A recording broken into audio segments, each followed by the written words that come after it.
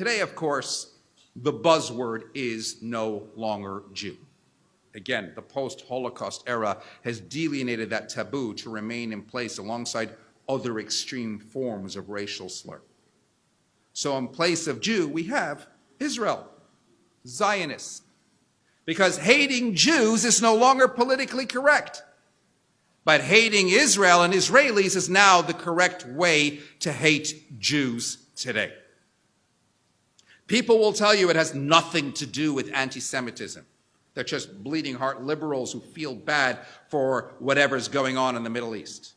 And whilst it's true, I will stress that for some you can separate the two.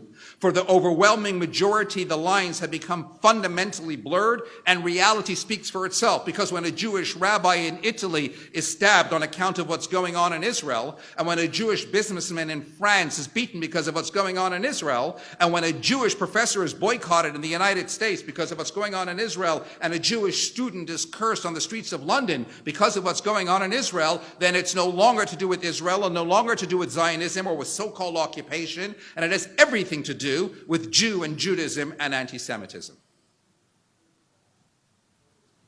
And the international BDS movement, like many self-proclaimed anti-Zionists, insists you can be against the policies of Israel without being against the Jewish people. Again, on the face of it, that may be true.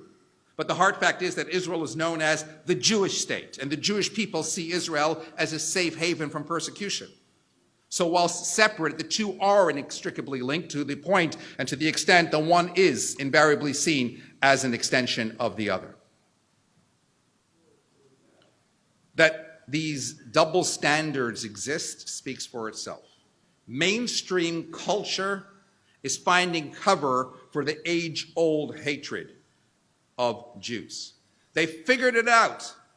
So long as the attack is battered and flash-fried in a light coat of anti-Israel sentiment, and as long as you pretend you're fighting for human rights, then the rise of anti-Semitism is socially acceptable. Newsflash.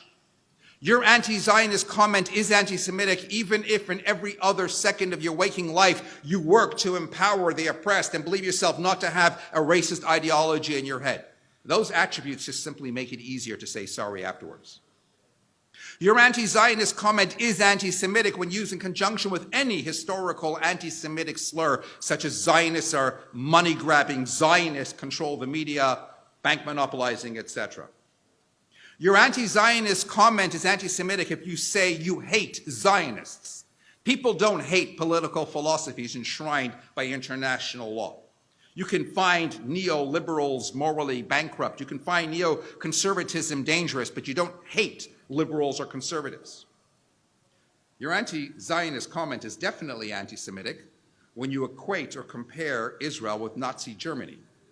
Because if you liken an expansionist state at whose heart was the industrial extermination of the Jews to the only Jewish state, then you are engaging in anti-Semitic speech.